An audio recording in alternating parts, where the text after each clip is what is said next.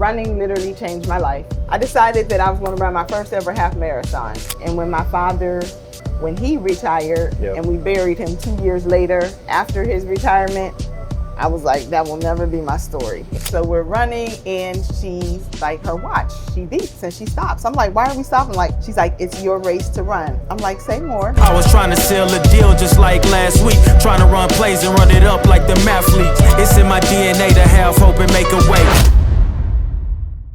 Alrighty, man, back again with another episode on Perfecting Progression. We got another solid episode, another solid guest on, and I'm very, very thankful to have this individual on. We are in 6 episodes now. 6 episodes now for the season, man. It is definitely a blessing to get this far. And again, I'm back in my hometown, Detroit, and with this episode specifically, this will be called Run Your Race. And also within this guest being on, you know, she is a seasoned HR professional.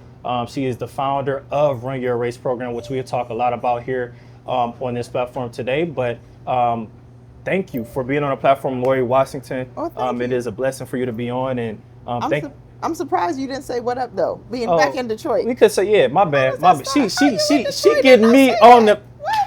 Look, she getting me in, and I'm sorry for even doing that to my audience. But look, we're gonna talk a little bit about Laurie, her being now a Detroit resident, but before, you know, she grew up elsewhere, which she's gonna talk more about. So she's already coming at me saying, why you not saying what up though? So we're gonna talk a little bit about everything.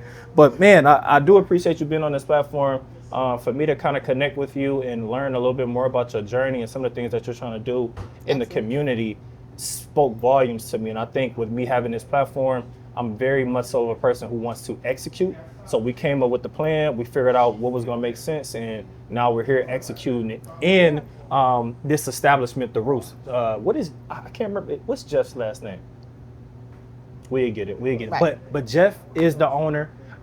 Jeff is the owner of The Roost. It is a coffee shop. This is a great establishment, and we'll talk a little bit more about what the coffee shop entails. But for right now, Laurie Washington, this is your platform as well, and we are highlighting you and your successes. But I think as we kind of kick off the conversation, we'll start off with a little bit of intro and background. So, you know, if you kind of want to tell the people who you are, or, Absolutely. You know, we would love to kind of hear it. Well, again, thank you. Yeah. I'm extremely excited, honored, and humbled to be here. So a little bit about Laurie Washington. I am not from Detroit, but I've been here for a while. But actually, Jeanette, small town, 26 miles east of Pittsburgh, is home. Yep. But grew up in Western PA, did my undergraduate at the University of Pittsburgh main campus. From there, I have a master's from a small college, North Hills. It's called La Roche is the college, so a master's in human resource management. So I've always been, day one, it is about others. Yeah. Pouring into others, whether that be in a corporate space, in a nonprofit space, community-centered focus. Those are just the roots. I saw my parents do that growing up.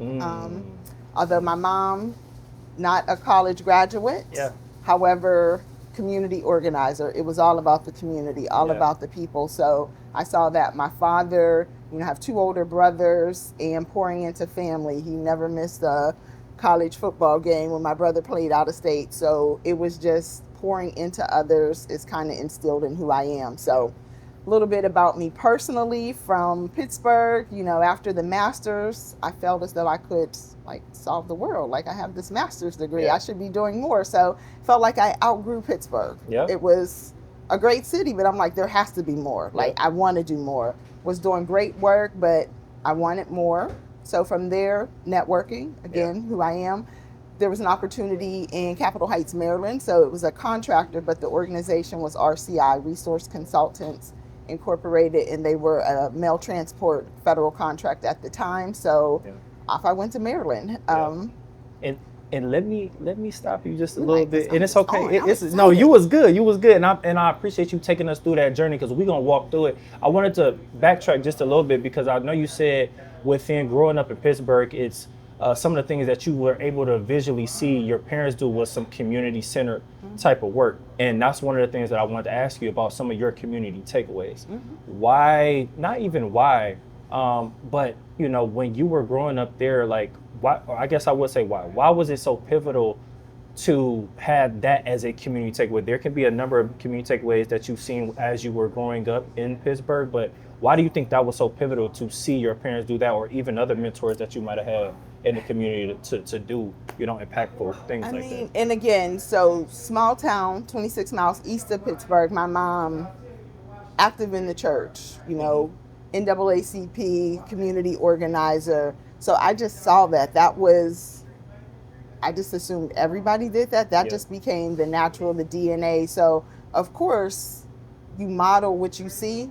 And, going back to education, I just thought everybody went to college. Yep. I'm the youngest. I have an older sister, 2 older brothers. There's a big age gap. So they were all, college graduates. And like I said, my mom, not college degreed. My father started but didn't finish. So it wasn't a matter of if I was going to college, it was where. Exactly. So I saw that, sacrifice. My brothers, they were both in college at the same time. They both played college athletics.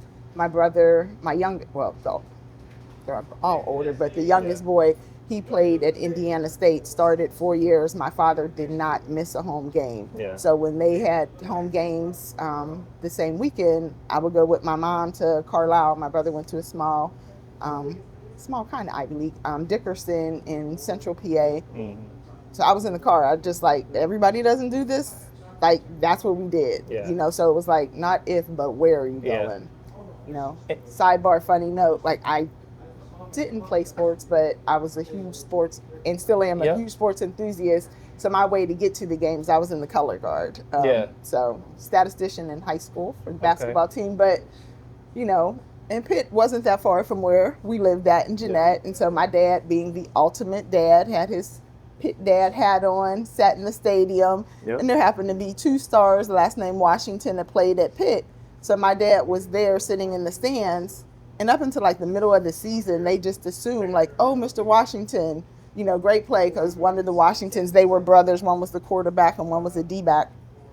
And they're like, great play. And they're like, your position. I'm sorry. My daughter's in the color guard. I'll point her out at halftime. I'm like, oh, wait, thanks, Dad. Taking one for the team, had his Pitt dad hat on. So, again, that was just... And I think, and thank you for taking us through that journey. I think one thing that stood out that you said, when you mentioned that just assuming or having that thought that everybody goes to college. I think I want to kind of hang my hat on that really quickly, because I think as we go through that development phase of growing up and just trying to figure out what we want to do, getting into college or what our passion may be, we kind of do think that, certain steps are just things that everybody does, or everybody is going to experience these steps in life, I guess I would say. And, and kind of going through high school, even before high school, I always thought about okay, what college do I want to go to, or what am I going to be doing? And me, even my buddy Isaiah, we kind of come from a background of the athletic world. So being able to have a blessing of to go somewhere and play the sport that we love, we never thought about anything else outside of that, of how we would get to that next step of college or what it would be. So I think the reason why I bring that up is the transitional phase of going into your undergrad. I know you already talked about it, but I kind of want you to still kind of, tell the audience a little bit more. So I think your major in undergrad was liberal arts. Yep. So kind of walk us through, how did that navigation look like for you, and why did you choose liberal arts as your go-to major? Like I said, business and communication was the major. I wasn't the smartest person, but I was able to get into college at Pitt. Full transparency, I had to start with, they called it like a 6-week program, like a bridge program, just to get in, to focus on studies, academics, just getting acclimated to, the campus life. So I was extremely fortunate to go in 6 weeks early, just to get a better understanding of how to navigate my way through college. Met some awesome friends through that process. But that major, like I said, I wasn't into the sciences. Again, it most aligned with HR. I don't know. My mom, she worked at the utility company, which was kind of funny because she was on the a union steward. So we always kind of had these rifts at times, just from a standpoint management view. So I don't know, but at the core, there was a way of I was continuing to help others. Yeah.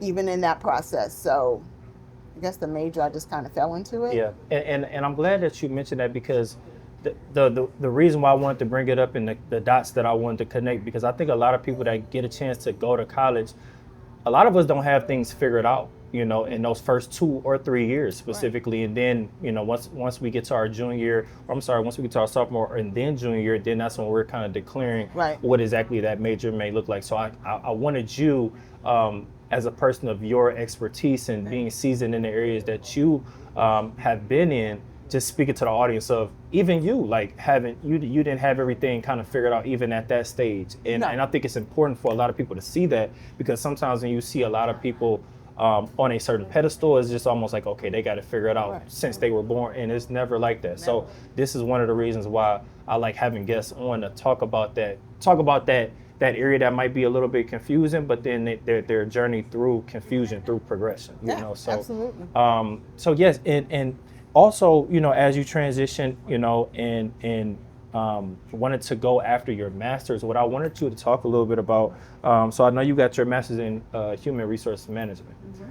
Kind of talk to us about, the importance behind what a master's can do. I think a lot of people, even with me being in professional spaces and trying to go after leadership opportunities or anything, you kind of want that on your resume just to kind of stand out from other candidates or whatever it may be. But I would love the audience to hear from you of why that could be beneficial. And I would say the program that I went to, it was I didn't, immediately undergrad go into a master's program. So I did have a little bit of a work experience, which I think for me was the best, because some of the individuals in the class, my peers, I probably learned as much because they were bringing their practical work experiences. So some of my peers were clearly in there because they were looking to elevate, advance to a C-suite position or whatever within their current.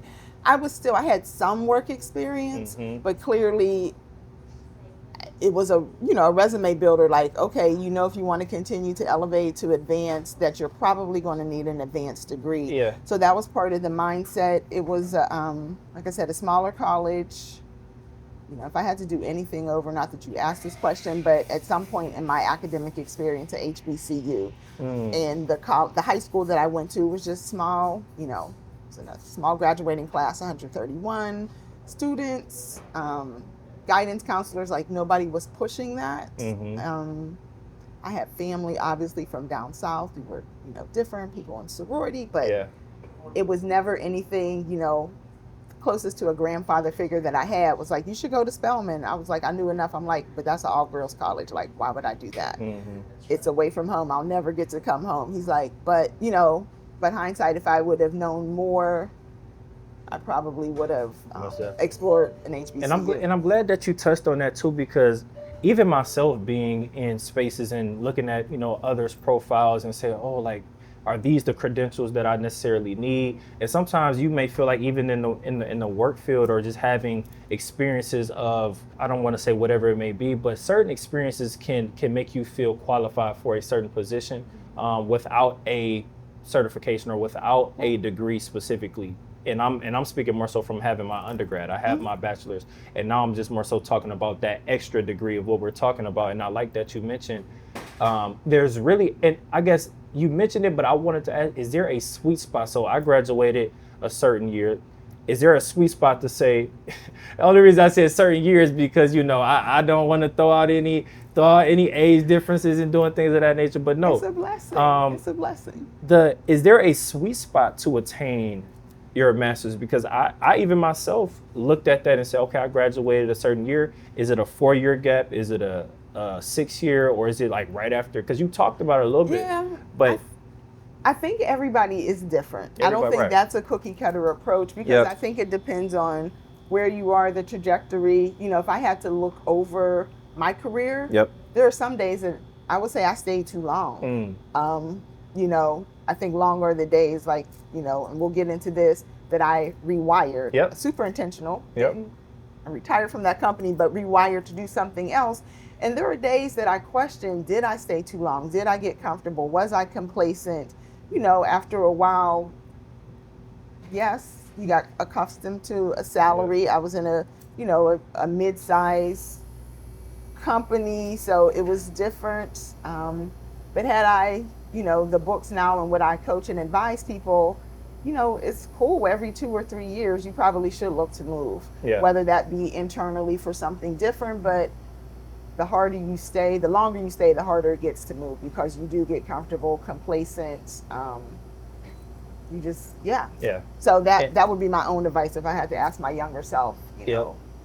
Thank you for kind of giving that insight. And I think what you talking about, figuring out ways to navigate these spaces, I kind of wanted to also bring up, because I heard you mention it as well, just sorority affiliation, or more so organization affiliation. Like, how has that helped you personally? How has it helped you professionally? How has that type of group, whether we talk about fraternity or sorority, how has it been helpful for you in many different spaces, I guess?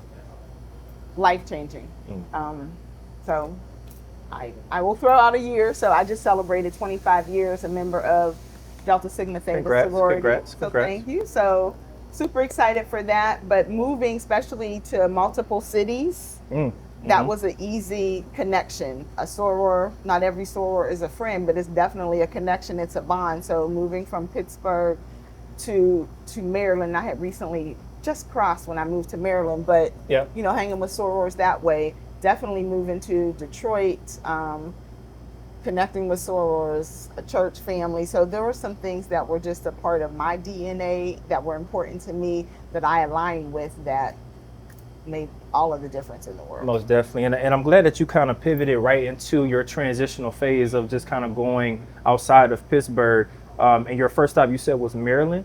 Got it. So when you went to Maryland, I think one thing that I kind of want to hear you talk more about is just the environment exposure. What did being in these different spaces outside of your hometown do for you, leading up to, I guess, being here in Detroit? Yeah, it was the best and the worst time. So I was moving, but those were the times that the company is like, well, I don't know, I'm ready to move, but am I ready to move?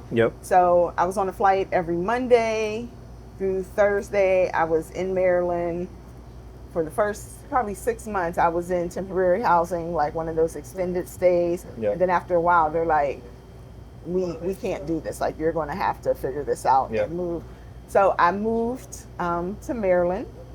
I loved the area. Maryland, I was accustomed to, a $5 Metro pass on the weekend. I was in Maryland, D.C., Virginia. It was like, I always went with a tourist mentality, so I never felt like I was stuck. If I wanted to go someplace, I just needed the address. Anybody want to go with me? Oh, you don't want to come? Off I would go, and I would just be that explorer. So that was great.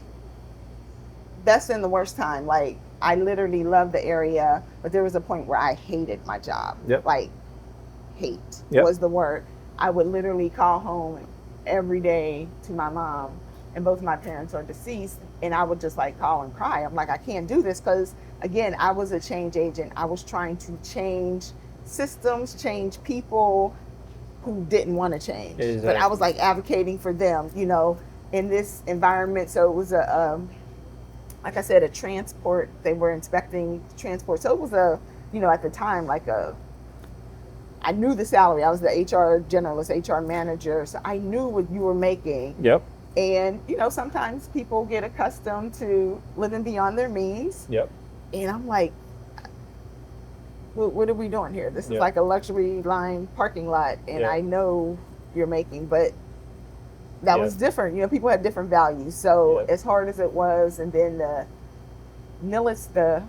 plant manager was ex-military, and he's like, well, HR, you have to fire these people. I'm like, sir, first of all, this is a civilian space. We're not in the military. And B, because of the past practices, they've now unionized, and this is a different process. There's procedures, there's a process. You can't just fire them. So there's process. So I had a management team that was, and then they, the meeting before the meeting, everybody was cool, and then we have the meeting and everybody just caves. I'm like, who are these people? So I'm fighting against, it felt like a fight against the management team, the employees, And again, I'm still the person who I can do this, I can change, like all of this, coming off this master's degree. Yep. And I literally called home and cried to my mom daily. She's like, Laurie, what you can't do is call home and stress us out. Like, just come home. I'm like, but I'll be a quitter. I can't do that. She's like, what you can't do is call and stress everybody out here. So figure it out. Yep. And then comes 9/11 and like the world, again, there were a lot of people who lived in DC that had kids when the plane was going into the Pentagon. Yep. They just left.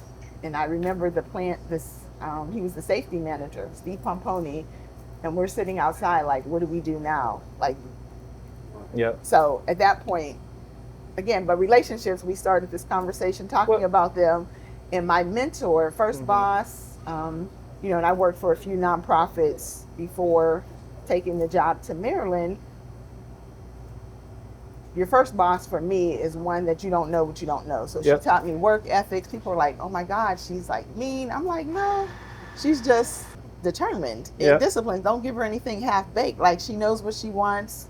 If you're unsure, ask. So I think she instilled so many values, work ethics and things in me. And at that point, I always kept a relationship with her. Like, I don't know if I can do this. And she's like, well, I know you. I know your work ethic. This company in Detroit, they're a little different, but I know you. If you come and, at the time they were looking for contractors, because 9/11, making sure that all of their record keeping was in order and up to par, a few years after that, or a few months afterwards.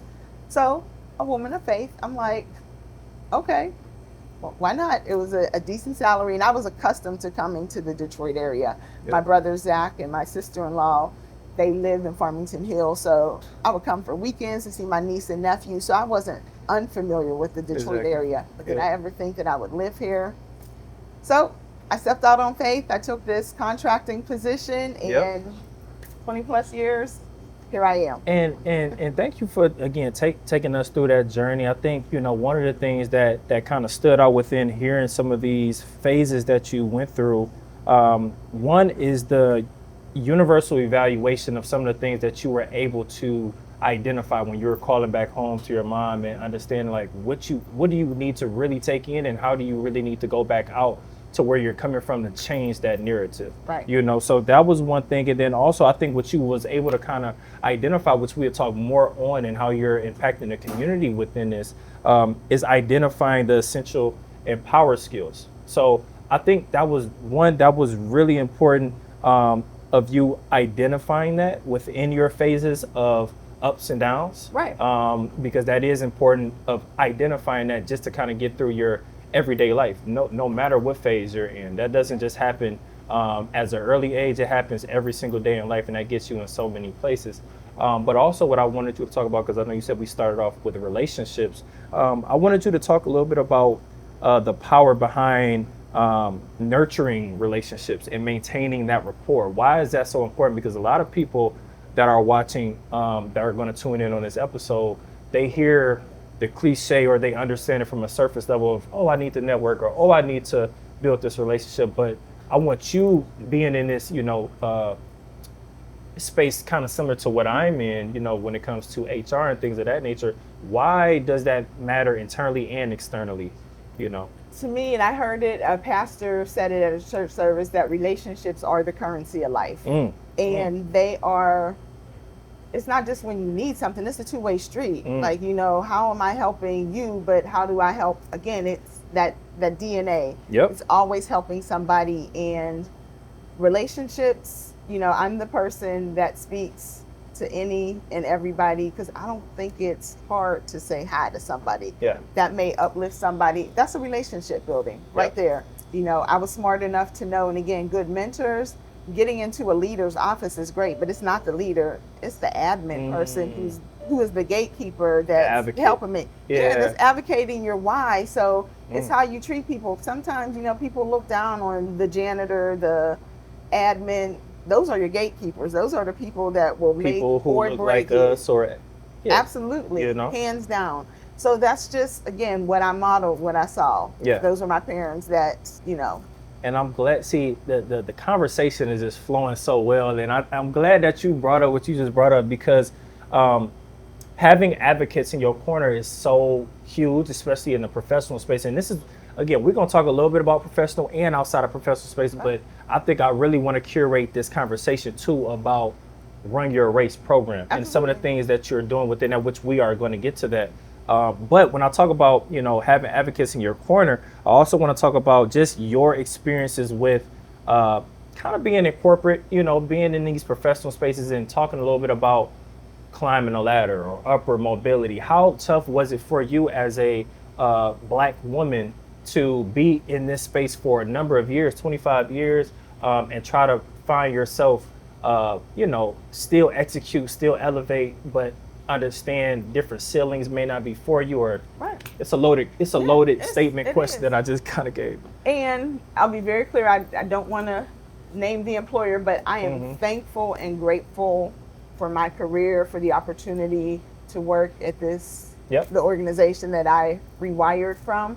However, there were days where it was hard. It was hard. There were days that showing up. So that's what we're getting at right now. And showing up for self, of which sometimes people mistake your passion for anger. And as a Black female, I'm an advocate and fight hard in the paint, because recruiter, and I always had a passion for helping those who didn't think they had a voice, but they still needed to be at the table. It's business from a standpoint of, if you look at it, dollars and cents, and we'll talk about Run Your Race, but those who were once formerly incarcerated or 18 that just need a foot in the door, exposure, representation matters. If you've never seen it, how do you know? So there's a whole, it's strategic. It's very strategic. Pipeline talent, if there's a workforce that probably wants to work harder, they just need a second chance, maybe some a third. And again, everybody is not the same. However, if you just you're not looking at that workforce, you're missing out on potential. And they're making strides and doing things differently, but sometimes there are things that sometimes it felt performative, that we're doing good. However, it's for a photo op. It felt like it was for a photo op from my eyesight. And not to actually drive impact. And that was hard. And after a while, being overlooked, because the performance reviews are saying this, you're doing great work, accolades, but the job titles, you're still staying there. But I see people who may not necessarily look like me, but they're climbing, and I'm like, wait a minute. It's confusing. Very. And I remember telling a leader, and this was after the George Floyd incident. I was like, to a point, and this will probably sound really harsh, I said, I've seen that so much in our community with Black men just getting shot that you almost become numb to it. I said, but what impacted me more was, I think her name was Amy Cooper, the bird watcher, that called the gentleman when he was in New York. I said, not that anybody ever called the cops on me, but I've been in meetings where people just broke out in tears, and the microaggressions, they're real. I said, so I don't know some days how to show up in meetings, because if you are outspoken and you speak, then you become the angry Black woman. And then if you sit and you're passive, listening and just waiting, then you become actively disengaged. So I'm like, so I don't know what to do. And it became hard. And after a while, and I was just on a storytelling, and my middle name is Joy. And there were several days where I didn't feel like I had joy. I'm like, whoa, time out. No, this can't be. Enough is enough. And I know that I want to do more. There's a lot to do. And I'm of a certain age that I was able to rewire, but yet not retire. And I'm super intentional on words because they matter. That I just wanted to do it differently. Still the same word, bringing the 25 plus years of corporate HR experience, workforce development, but to do it differently, have greater impact, partner with community. We wouldn't have had this. And I just think there's a way to probably reach more people in doing it. So it's kind of how Run Your Race. Well, started from running, but most definitely. and I think you kind of hit, you hammered it or you hammer. I'm trying to find the wording, but you hammered it on his head. I can't think of the saying, but essentially, what I was going to get at is the retirement versus rewirement. You already hit it, and I remember when we first connected, and I kind of seeing that you had stepped away from a certain employer, and I'm like, oh, like you retired, and you quickly just rephrased the wording around just our conversation. I'm like, hold on, wait a minute, I didn't heard Laurie say rewirement like 5 times. I'm like, is this a thing that I just don't know about? But that was really a moment, of having that intentional conversation of words really do matter, because you were stepping away, but you still wasn't stepping away from the work. Absolutely. You were still figuring out ways of how to impact not only yourself, but others who can impact from the things that you've experienced through similar things that they might have to, experience as well. So then as I transition, so I've been doing this through all of season 3.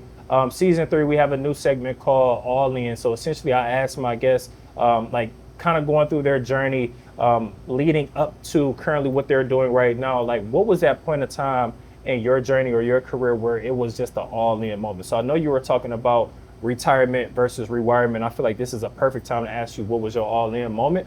But this moment can be whatever you would want it to be. I just kind of want to have you enlighten the audience a little bit. Hi, my name is Laurie Washington, and I have the privilege and pleasure of being in Detroit at the Roost Coffee Shop. I want to thank the owner, Jeff, for allowing me and us this opportunity. I just had my first podcast experience and on the platform of Perfecting Progression, and I had the privilege to talk about my business, my company, Run Your Race. What is Run Your Race? Run Your Race is a workforce and HR professional development space where really it gives an opportunity for those who feel as though they don't have a voice, for them to amplify their voice. What I bring to this practice is 25 plus years of HR human resource experience, and society calls them soft skills, but I'm shifting the narrative and I'm calling them essential skills. And basically what Run Your Race, what I do is pour in and help you hone in on those essential skills: your resume writing, mock interviews, your conflict resolution, understanding your why, just being in spaces, you work so hard to get hired.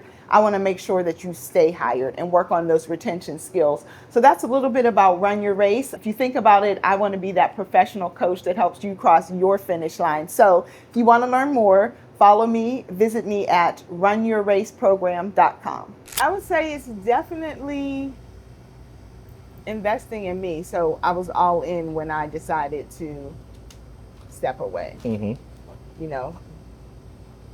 Yeah, that was it when I decided to pull the trigger. Most definitely. And it was, again, family, which is the core values. And when my father, when he retired, and we buried him 2 years later after his retirement, I was like, that will never be my story. Never to work, to pour in so hard and not be able to enjoy that.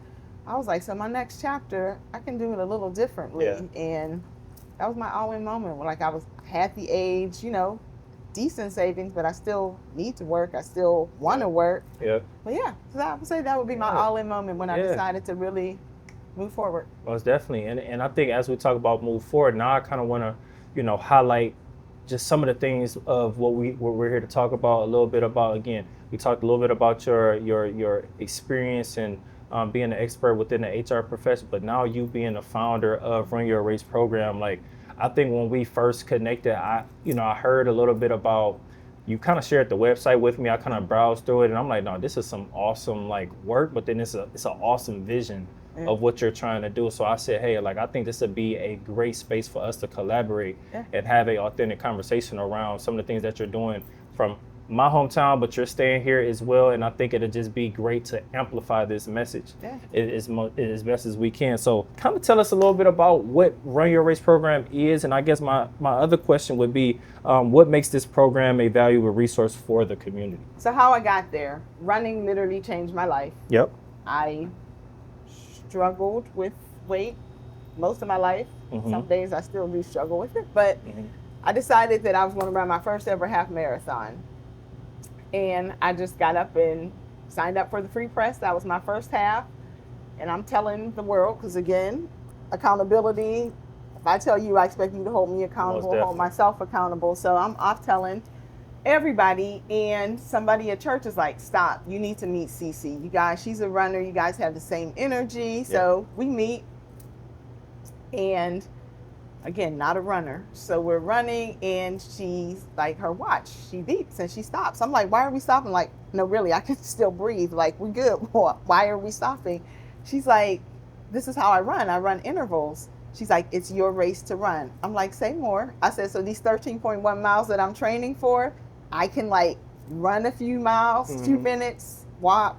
She's like, it's your race to run. I was like, oh, bet, game on, let's go. And those words never left me. So fast forwarding to this journey, that's what Run Your Race is all about. Again, how do I bring my 25 plus years of experience into that person who needs to start their race or finish, because our races are all different. Your race, my race, Isaiah's, it's all different. It's just, I want to be that professional coach to help you cross your finish line. So and thank you for kind of giving us that insight. I think, with you talking about how this program will, impact the community, now I kind of want to go into exactly what services are included within this program. Kind of walk us through that. I don't want to run down some things. I would have you kind of walk right now, and I'm thankful and grateful, again, going back to relationships. So the clients that I have, it's really been organizations, because I'm, again, still new on my journey, but I'm making assumptions that those that I really want to service and help the most, I don't know if they have if they can monetize it and pay for it. So being very intentional and reaching out to who are my clients. So right now they've been organizations that already have the talent. So some of the groups that, some of them, they're there because it's a court mandated program and they have to be there. So we're working, and I'm usually coming in like week 2 and week 6, and I'm doing everything from mock interviews to understanding your why, conflict resolution, and just, I think employers work really hard at retention, but sometimes we don't focus on, they work on hiring, but not the retention piece of it. So sometimes we're the only ones in those spaces, or if it's a young person that they could be the youngest, just understanding that space. And, I've seen it from the other side. These are some tips, these are some tools, these are some things that will help you hopefully be successful. So the clients right now, I'm not doing one-offs per se, but really partnering, and I've been extremely fortunate and blessed to work with groups that have intact groups where I'm going in and talking to a cohort and a group. So. And you mentioned one thing. I think you were talking about just having,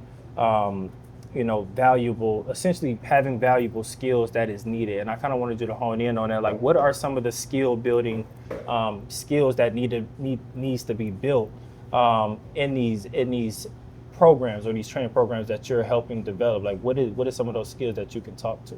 Dior, some of it is just so simple in the basics, because 9 chances out of 10, an employer is going to teach you what they want. You got to come with the right attitude, the right attendance, and be willing to work in a team. Yes, AI is a big thing, but there are some things, and I work with some organizations, some contractors and locals and things of that nature. People are coming in technically sound, able to do the work, but they're losing it when they're like, oh, well, this is boring, or they don't like me because I'm the only fill in the blank.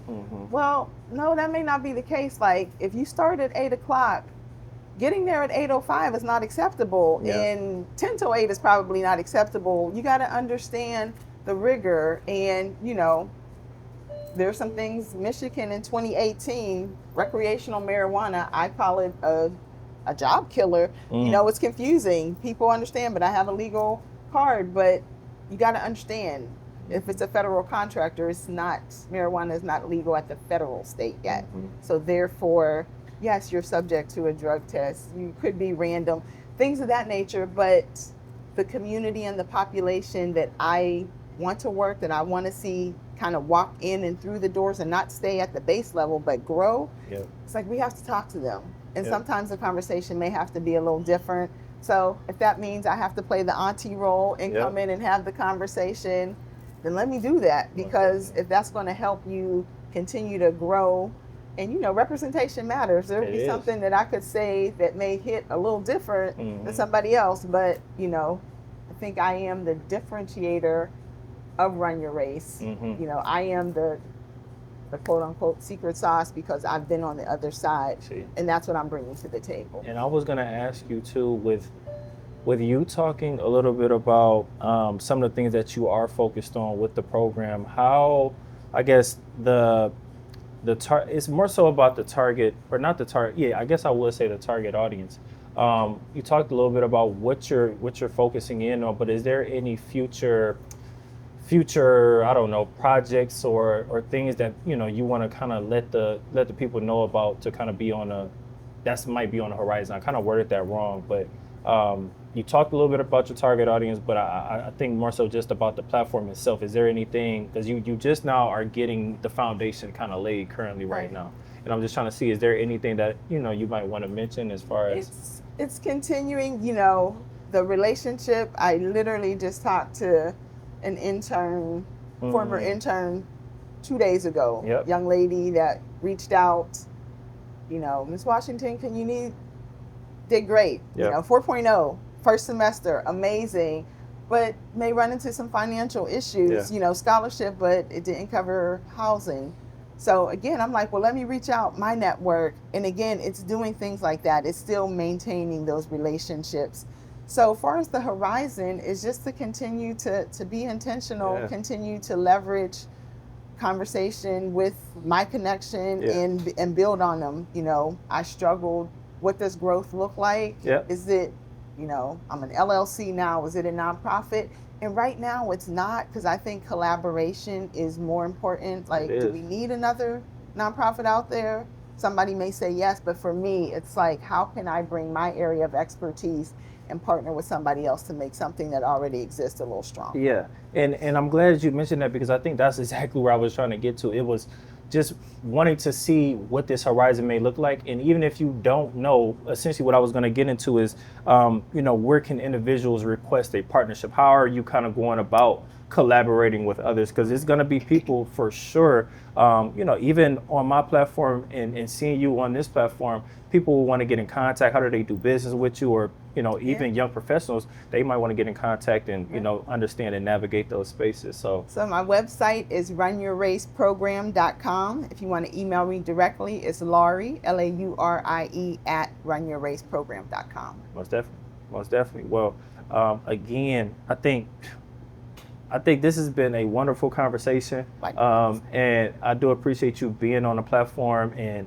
this is really big. I think, just with me being, this is actually a one-on-one conversation, because I haven't been able to really go in on, my professional space, and I'm kind of speaking with another person that, with you being in this space for a number of years, and I think we've been able to have a great conversation as it has led up to Run Your Race program. So this has been a great conversation. Laurie, thank you again for being on the platform. Thank you to Jeff, the owner of The Roost, Isaiah, for capturing the great content and everything. And everybody be on the lookout for this episode. This is episode 6. Make sure you subscribe to the YouTube channel. You can find me on TikTok, YouTube, and also on audio platforms as well, man. That'll be on Spotify and Apple Podcasts. Signing off. I was trying to seal a deal just like last week, trying to run plays and run it up like the mathletes. It's in my DNA to have hope and make a way. Good energy will hit that MJ fade away. Miss me with the hate and now, bruh, not today. Stayed in my lane, didn't complain, this was meant for me.